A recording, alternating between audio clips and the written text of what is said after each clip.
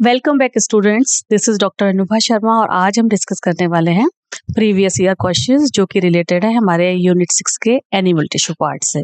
ठीक है, so let's begin. देखते हैं कौन कौन से क्वेश्चन इस पर्टिकुलर टॉपिक में आते हैं। Yes, question number 1, in our body the excess of nutrients are converted into the fat and stored in the following tissue.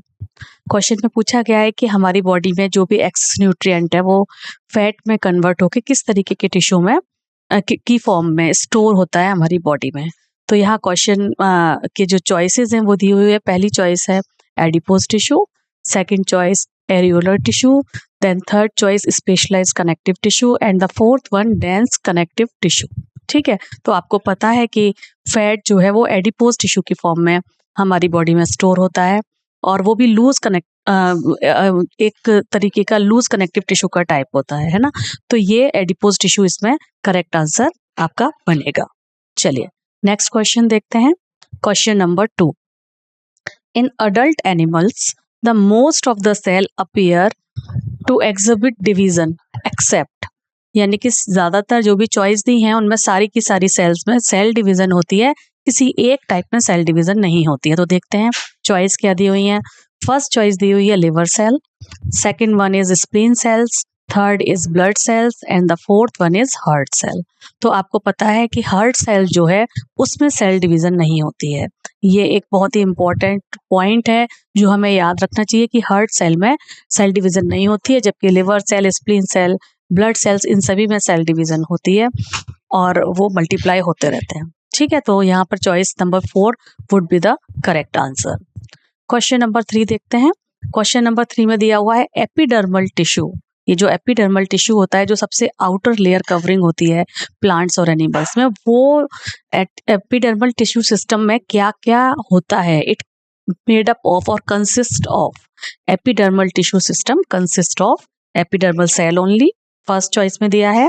Second choice epidermal cells and stomata cell, third choice epidermal appendages only and fourth choice epidermal cell, stomata cell, trichomes and hairs. आपको पता है कि epidermal cell हमारी body की या plants में सबसे last वाली जो लेयर होती है वो एपिडर्मल सेल होती है। उसी पर स्टोमेटा प्रेजेंट होंगे in the case of plants और हमारी बॉडी में हेयर्स प्रेजेंट होते हैं उसी केस में। तो जो एपिडर्मल टिश्यू सिस्टम है उसमें epidermal cell, stomata, trichomes and hairs, ये सारा का सारा उस सिस्टम में पर्टिकुलर में मौजूद होता है। तो हमारा जो करेक्ट आंसर बनेगा वो फोर्थ चॉइस बनेगी। ठीक है, चलिए नेक्स्ट क्वेश्चन देखते हैं। Which of the following type of epithelium is present in the bronchioles and fallopian tubes? Fallopian tubes और bronchioles में किस तरीके की एपिथेलियम पाई जाती है? ठीक है, अब आपको पता है, ये पढ़ाते में भी मैंने आपको कई बार बताया है कि ब्रोंक्यूल्स और फैलोपियन ट्यूब्स में जैसे म्यूकस को बाहर निकालने के लिए क्या होता है, म्यूकस को बाहर निकालने के लिए उसकी जो एपिथेलियल है उस पर सीलिया लाइक स्ट्रक्चर प्रेजेंट होता है, सीलेटेड होता है। वो अपने मूवमेंट से एक्स्ट्रा म्यूकस को, जब भी कफिंग एंड ऑल होता है, उसको बाहर निकालने का वो काम करते हैं। ठीक है, तो ऐसा ही सिमिलरली फैलोपियन ट्यूब्स में भी है।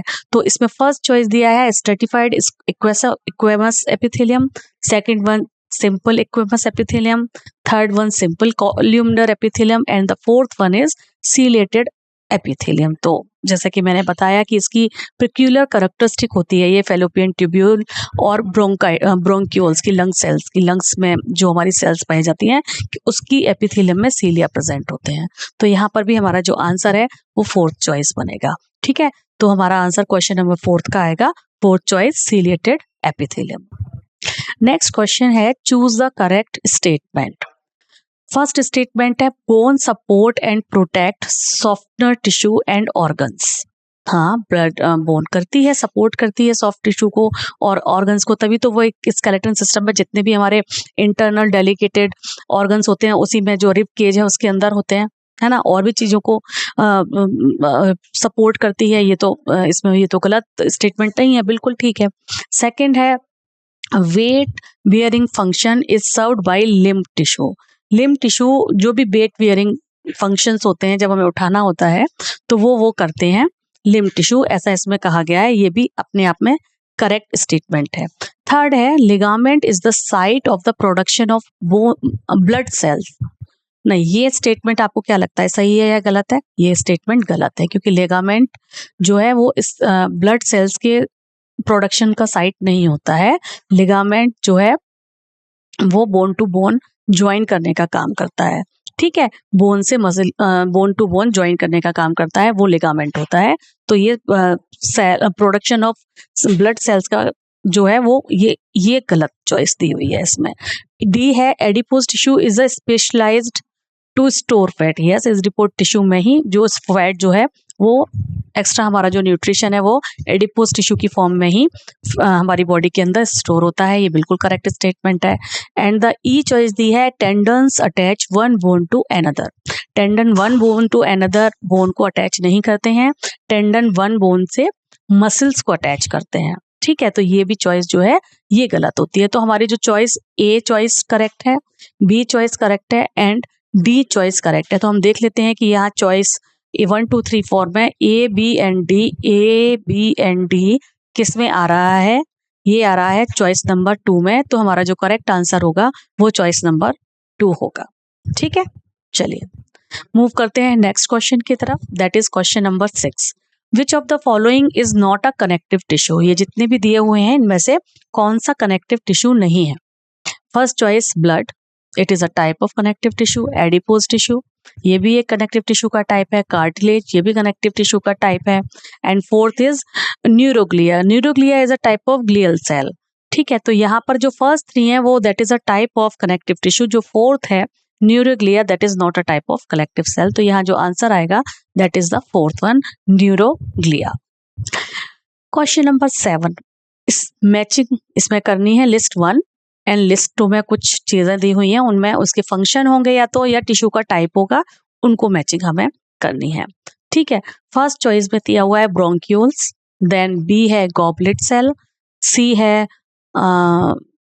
टेंडन्स। ये लिस्ट 2 यहाँ पर गलती से आ गया है, ये इसको आप रहने देंगे, बाय मिस्टेक प्रिंट आ चुका है यहाँ पे। एंड द डी है एडिपोज टिश्यू। ठीक है, यहाँ पर लिस्ट 2 में जो ऑप्शंस दिए हैं, फर्स्ट ऑप्शन में दिया हुआ है डेंस रेगुलर कनेक्टिव टिश्यू। ठीक है, second is loose connective tissue, third glandular tissue and the fourth one is ciliated epithelium. ठीक है, तो हमारा जो फर्स्ट चॉइस है ब्रोंक्यूल्स, मैंने आपको अभी पिछले वाले 1-2 क्वेश्चन पहले बताया कि ब्रोंक्यूल्स की जो एपिथेलियम वो होती है वो कैसी होती है, ब्रोंक्यूल और फैलोपियन ट्यूब की सीलिएटेड होती है ना, ताकि जो एक्स्ट्रा म्यूकस है वो हमारी बॉडी से बाहर निकाला जा सके, उसमें वो सीलिया क्या करते हैं, हेल्प करते हैं। इसलिए जो हमारा ए चॉइस है उसके साथ फोर्थ वन चॉइस जो सीलेटेड एपिथेलियम वाला है वो यहाँ पर पूरी तरीके से जा रहा है। बी चॉइस यहाँ दिया है गॉबलेट सेल। आपको पता है कि गॉबलेट सेल कहाँ प्रेजेंट होता है? स्टमक के इनर लाइनिंग में प्रेजेंट होता है, और इससे क्या रिलीज होता है? इससे HCl रिलीज होता है। तो ये एक तरीके की ग्लैंड्स होती हैं, तो और जिससे HCl, किसी से हार्मोन भी रिलीज होता है और किसी से जो है एंजाइम भी रिलीज होते हैं, है ना। तो गॉबलेट सेल जो है वो ग्लैंडुलर टिश्यू का टाइप होता है। तो जो हमारा बी चॉइस आएगा उसके साथ ये थर्ड चॉइस पूरी तरीके से जा रही है। ठीक है, अब है टेंडन्स। टेंडन क्या करते हैं? टेंडन एंड लिगामेंट अभी मैंने आपको बताया। टेंडन जो है क्या करते हैं? मसल से बोन को जोड़ने का काम करते हैं। ठीक है, तो टेंडन जो है वो डेंस रेगुलर कनेक्टिव टिश्यू का टाइप होता है, डेंस होते हैं काफी, और कनेक्टिव टिश्यू का टाइप होता है। तो जो सी चॉइस है वो चॉइस नंबर 1 के साथ जाएगी। एंड एडिपोज टिश्यू, ये एडिपोज टिश्यू आपको बहुत अच्छे से पता है, it is a type of loose connective tissue. तो जो डी चॉइस है वो चॉइस नंबर 2 के साथ जा रही है। तो हम देख लेते हैं 4 3 2 1 किसके साथ 4 3 1 2 किसके साथ बन रहा है? तो ये चॉइस नंबर 1 के साथ जा रहा है, 4 3 1 2। तो ये इसका सीक्वेंस पर्टिकुलर होगा। तो आप देख रहे हैं कनेक्टिव टिश्यू के भी टाइप्स पूछे जा रहे हैं। ठीक है, एपिथेलियम में भी किस में सीलिया है, किस में नहीं है, इस तरीके के क्वेश्चन यहाँ पर आ रहे हैं। कौन सा टिश्यू का टाइप है जो ग्लैंडुलर भी होता है, इस तरीके के क्वेश्चन यहाँ पर आते हैं। ठीक है, चलिए तो मूव करते हैं नेक्स्ट क्वेश्चन की तरफ, दैट इज क्वेश्चन नंबर 8। क्वेश्चन नंबर 8 में दिया हुआ है identify the type of cell junction that help to stop leakage. Leakage को जो रोकने का काम करता है of the substance across a tissue and facilitation of communication with neighboring cells via rapid transfer of ion and molecule। ठीक है, तो ये कह रहे हैं ऐसी कौन से जंक्शंस हैं उनको आइडेंटिफाई करिए जिसमें से एक जो है लीकेज को रोकने का काम करता है और दूसरा एक सेल से दूसरे सेल के बीच में कम्युनिकेशन आयंस और मॉलिक्यूल्स का हो जाए, उसमें हेल्प करता है, रैपिड ट्रांसफर करने में हेल्प करता है आयन और मॉलिक्यूल्स की। तो पहली चॉइस यहाँ दी हुई है gap junction and adhering junction respectively. नहीं, ये चॉइस गलत है क्योंकि गैप जंक्शन लीकेज स्टॉप करने का काम नहीं करता है जबकि गैप जंक्शन कम्युनिकेशन का काम करता है। ठीक है, और पहले यहाँ पर क्या दिया हुआ है, फर्स्ट चॉइस में इन्होंने दिया हुआ है जो stop the leakage of the substance across a tissue, है ना, ये दिया हुआ है।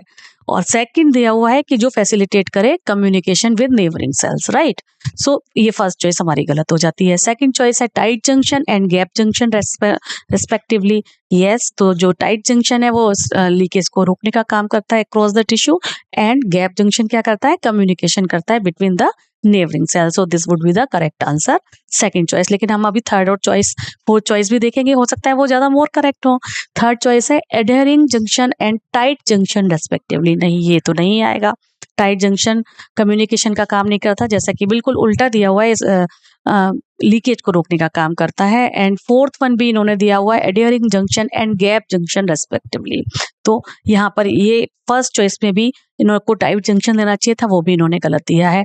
तो इस हिसाब से हमारा जो करेक्ट आंसर बनेगा that would be the second choice. ठीक है, चलिए देखते हैं नेक्स्ट क्वेश्चन क्या दिया है। Question number 9। क्वेश्चन नंबर 9 में दिया हुआ है which of the following statement wrongly represent the nature of smooth muscle cell.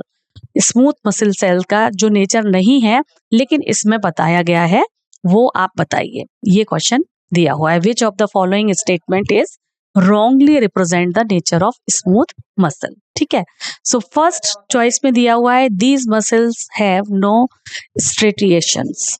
Second, they are involuntary in muscles। involuntary ही होती हैं, voluntary तो नहीं होती हैं। सही है, ये फर्स्ट भी सही है। उसमें थर्ड चॉइस है communication among the cell is performed by intercalated disc. नहीं, communication among the cells is not conducted by intercalated disc, it is by gap junction, है ना, तो ये उसके थ्रू नहीं होता है। एंड फोर्थ चॉइस है these muscles are present in the wall of blood vessels. हाँ, ये ब्लड वेसल्स की वॉल में भी पाई जाती हैं। तो यहाँ पर जो रॉन्ग स्टेटमेंट है स्मूथ मसल के बारे में है वो है कम्युनिकेशन वाला। Communication among the cells is performed by intercalated disc. Disc तो वहां पर जॉइंट्स में सपोर्ट का काम करती है, मोड़ने में कोई कहीं बोन्स में जरूरत हो, अलग अलग तरीके की बोन्स हैं, उनके मूवमेंट में जरूरत हो, वहां पर उसकी हेल्प लगती है। ठीक है, शॉक लग रहा हो वहां पर भी उसकी हेल्प लगती है। क्वेश्चन नंबर 10 देखते हैं। क्वेश्चन नंबर 10 में दिया हुआ है goblet cells of alimentary canal are modified from. जो गॉबलेट सेल्स हैं एलिमेंट्री कैनाल की, वो किससे मॉडिफाई होकर बनी हुई हैं, ये इसमें पूछा गया है। फर्स्ट चॉइस है columnar epithelium cell, second is chondriocytes, third is compound epithelial cell and the fourth one is squamous epithelium. तो हमें पता है कि जो एलिमेंट्री कैनाल की गॉबलेट सेल्स होती हैं, एलिमेंट्री कैनाल में पूरे में ही कॉल्यूमिनर एपिथेलियम की लेयर होती है। ठीक है, तो फिर ये गॉबलेट सेल्स भी उसी की बनी हुई होंगी। तो यहाँ पर जो choice number 1 would be the correct answer. ठीक है, चलिए मूव करते हैं हम अपने नेक्स्ट क्वेश्चन की तरफ, that is question number 11। Cuboidal epithelium with brush border of microvilli. Cuboidal epithelium with brush border of microvilli is found in। Cuboidal epithelium जिसकी माइक्रोविलाई में ब्रश बॉर्डर्ड माइक्रोविलाई हो, वो कहाँ पाई जाती है, इन्होंने ये पूछा है। डक्ट ऑफ सलाइवरी ग्लैंड, नहीं, सलाइवरी ग्लैंड में इस तरीके की कोई भी ब्रश बॉर्डर माइक्रोविलाई नहीं पाई जाती है। दूसरा है पीसीटी या जिसे कहते हैं proximal convoluted tubule of nephrons. हाँ, यहाँ पर ब्रश बॉर्डर माइक्रोविलाई पाई जाती है। यूस्ट्रेशियन ट्यूब, यहाँ पर माइक्रोविलाई नहीं पाई जाती हैं। एंड लाइनिंग ऑफ इंटेस्टाइन की लाइनिंग तो कॉल्यूमिनर एपिथेलियम की बनी होती है। तो इसमें जो आंसर आएगा that is proximal convoluted tubule of nephron. ठीक है, चलिए मूव करते हैं नेक्स्ट क्वेश्चन की तरफ, that is question number 12। The ciliated epithelial cell, क्या लिखा है? The ciliated epithelial cell are required to move particles or mucus in a specific direction. Yes, बिल्कुल एक स्पेसिफिक डायरेक्शन में उसे निकालते हैं. In human these cells are mainly present. ये देखिए मैंने आपको बताया था, ये क्वेश्चन बार बार पूछा जाता है सीलिएटेड एपिथेलियम का, और हम इसको आपको बहुत अच्छे से पता है ये कहाँ पाया जाता है. एक तो लंग सेल्स में यानी कि ब्रोंक्यूल्स में, और दूसरा मैंने बताया था आपको फेलोपियन ट्यूब्स में, है ना. तो हम देख लेते हैं वो choice, lung, bronchioles and fallopian tube. Choice number 3 would be the correct answer. ये बाइल डक्ट यहाँ पर ब्रोंक्यूल के साथ दिया हुआ है, ये गलत हो गया. सेकंड चॉइस में यूस्ट्रेशियन ट्यूब एंड सलाइवरी डक्ट दी हुई है, वहां पर दोनों में नहीं पाए जाते हैं. यहाँ फेलोपियन ट्यूब दिया हुआ है लेकिन पेनक्रियाटिक डक्ट साथ में आ गया, तो फर्स्ट चॉइस भी हमारी गलत हो जाती है. चारों चॉइस को एनालाइज करेंगे तो हमें पता चलेगा थर्ड चॉइस में जो दोनों चॉइसेस दी हुई हैं that would be the correct answer. Next question, question number 13. Which type of tissue correctly match with its location? अपनी लोकेशन से करेक्टली मैच हो रहा है कौन सा टिश्यू? ठीक है, एरियोलर टिश्यू, टेंडन, ये तो स्मूथ मसल्स होती हैं. ठीक है, transitional epithelium, tip of nose, cuboidal epithelium, lining of stomach, stomach की लाइनिंग में कौन सा कैसा आता है? कॉल्यूमनर एपिथेलियम होती है, क्यूबॉइडल नहीं है. Wall of intestine, smooth muscles. Yes, तो यहाँ पर जो हमारा आएगा answer that is answer number 4, smooth muscle, wall of intestine. Question number 4 अगर देखते हैं, the function of the gap junction. Gap junction का क्या फंक्शन है? अभी एक क्वेश्चन और ऐसा ही आया था, देखते हैं यहाँ पर किस चॉइसेस से या ये क्या फंक्शन बता रहे हैं. It actually perform cementing to keep neighbouring cell keep together. नहीं, ये एक दूसरे से जोड़ने का काम नहीं करता है. ये क्या करता है? गैप जंक्शन मैंने पहले भी आपको बताया, कम्युनिकेट करता है एक सेल से दूसरी सेल में इंफॉर्मेशन. ठीक है, चलिए देखते हैं दूसरी चॉइस क्या दी हुई है. Facilitate communication between adjoining cells by connecting the cytoplasm for the rapid transfer of ion, small molecule and large molecule. ये यहाँ पर बिल्कुल करेक्ट आंसर है, लेकिन थर्ड एंड फोर्थ चॉइस भी हम देखेंगे, हो सकता है वो मोर करेक्ट हो, इसलिए हमें चारों चॉइसेस पढ़नी चाहिए और उनको एनालाइज करना चाहिए. थर्ड चॉइस यहाँ दी हुई है, separate two cells from each other. नहीं, ये भी गैप जंक्शन का काम नहीं है. And the fourth one is stop substance from leaking across the tissue. ये भी सीमेंटिंग करना भी गैप जंक्शन का काम नहीं है. तो यहाँ पर जो बिल्कुल करेक्ट चॉइस है that is your choice number 2. Question number 14 का आंसर रहेगा चॉइस नंबर 2. नेक्स्ट क्वेश्चन देखते हैं, choose a correctly matched pair. Inner lining of salivary gland. Salivary gland में इन्होंने कहा है सीलिएटेड एपिथेलियम होती है. सलाइवरी ग्लैंड में कभी भी सीलिएटेड एपिथेलियम नहीं होती है, ये गलत है. दूसरा है moist surface of buccal cavity, glandular epithelium. नहीं, ग्लैंडुलर एपिथेलियम नहीं होगी, वहां पर स्क्वेमस एपिथेलियम होती है. ट्यूबुलर पार्ट ऑफ नेफ्रॉन, ये क्यूबोइडल एपिथेलियम है, बिल्कुल करेक्ट है ये. Inner surface of bronchitis, bronchioles जो है ये सीलिएटेड एपिथेलियम होती है, स्क्वेमस एपिथेलियम नहीं होती है ना, वहां पर सीलिया लगे हुए होते हैं, ये भी गलत है. तो यहाँ पर choice number 3 would be the correct answer. Question number 16 देखते हैं, match the following cell structure with their characteristic feature. सारे सेल स्ट्रक्चर्स को उसके कैरेक्टरिस्टिक फीचर के साथ मैच करना है. कॉलम नंबर 1 में दिए हुई हैं कुछ choices like tight junction, adhering junction, gap junction, synaptic junction. ठीक है, कॉलम नंबर 2 में कुछ चॉइसेस दी हुई हैं जैसे कि cement neighbouring cell together to form a sheet, transmit information through chemical to another cell, establish a barrier to prevent leakage of fluid across the epithelial cell, and fourth, cytoplasmic channel to facilitate communication between adjacent cell. ये हम लगातार पढ़ते आ रहे हैं कि ये cytoplasmic communication वाला जो काम है, एक दूसरे से आयंस वगैरह को एक से दूसरे में भेजना एडजॉइनिंग सेल में, ये काम किसका होता है? गैप जंक्शन का होता है. तो यहाँ पर मैं फोर्थ जो है थर्ड चॉइस पे फोर्थ लगा देती हूँ. अब इसके ऊपर लिखा था transmit information through chemicals to another cell, है ना. आपने साइनेप्टिक जंक्शन पढ़ा जहाँ पे न्यूरोट्रांसमीटर्स वेसिकल्स में भरे होते हैं और प्री साइनेप्टिक से पोस्ट साइनेप्टिक तक वो ट्रांसफर होते हैं, है ना. वहां पर उसके जो पर्टिकुलर रिसेप्टर्स होते हैं, वो न्यूरोट्रांसमीटर को एक्सेप्ट करते हैं और फिर इंफॉर्मेशन और इम्पल्स ट्रांसफर हो जाती है। तो साइनेप्टिक फंक्शन का क्या काम है? Transmit information through chemical to another junction. तो यहाँ जो फोर्थ चॉइस है, फोर्थ चॉइस के साथ मैं यहाँ पर सेकंड चॉइस लगा रही हूँ। ठीक है, अब बचा है हमारा अडहियरिंग जंक्शन। अडहियरिंग जंक्शन का यहाँ पर दिया हुआ है ट्रांसमिट, हमारा सेकंड चॉइस हो गई है, हमारी फोर्थ चॉइस हो गई है, सेकंड चॉइस हो गई है हमारी और फोर्थ चॉइस हो गई है। ठीक है, tight junction and adhering junction. जो हमारा टाइट जंक्शन है, टाइट जंक्शन है वो क्या करता है? Establish a barrier to prevent leakage. ये पहले भी एक क्वेश्चन आया था, लीकेज को प्रिवेंट करता है, फ्लूइड को एक बैरियर बनाता है जो, ताकि एपिथेलियल सेल से बाहर जो है फ्लूइड लीकेज ना हो। तो हमारा जो फर्स्ट चॉइस है वो आएगा थर्ड चॉइस के साथ। अब हमारा बच गया एडहियरिंग सेल्स, ये भी हो गया। तो अडहियरिंग जंक्शन का क्या काम करता है? ये सीमेंटिंग करता है नेबरिंग सेल की, एक दूसरे के साथ जोड़ने के लिए, आपस में जुड़ी रहे, वो वाला काम अडहियरिंग सेल्स का होता है। तो यहाँ पर जो सेकंड चॉइस है वो आएगा फर्स्ट के साथ। तो ये 3, 1, 4 एंड 2, 3, 1, 4 एंड 2 थर्ड चॉइस में आ रहा है, ये हमारा करेक्ट आंसर यहाँ पर बनेगा। ठीक है,